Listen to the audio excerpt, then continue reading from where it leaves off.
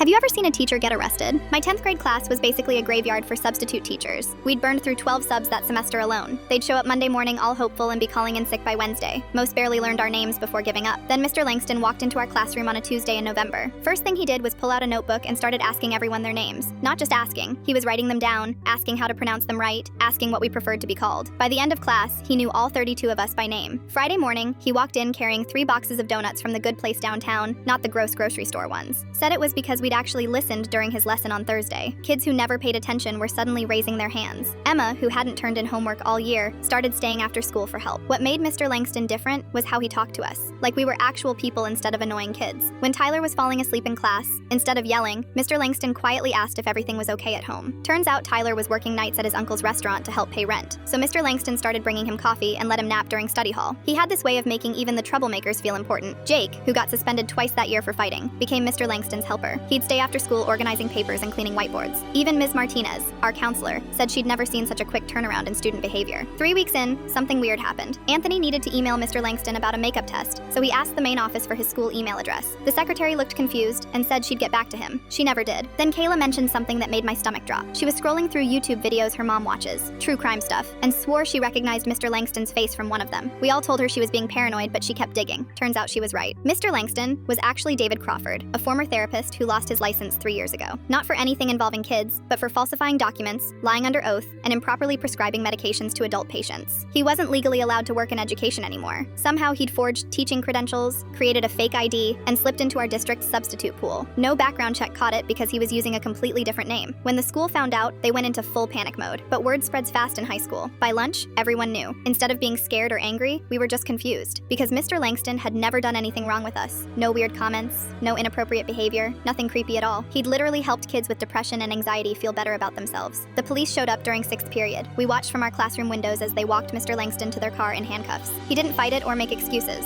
Before getting in the police car, he looked up at our classroom window and nodded at us. Here's the crazy part. At his court hearing 2 months later, 16 kids from our class showed up to speak for him. We told the judge how he'd helped us, how he'd made us feel like we mattered. Tyler said Mr. Langston was the first teacher who'd ever cared enough to ask why he was tired. The judge still sentenced him to 18 months, but a local law firm heard about the case and offered him a job doing clerical work when he got out. And because of a recommendation letter Mr. Langston wrote before his arrest, Emma got a full scholarship to community college. We never saw him teach again, but somehow a fake teacher ended up being more real than any of the actual ones we'd had.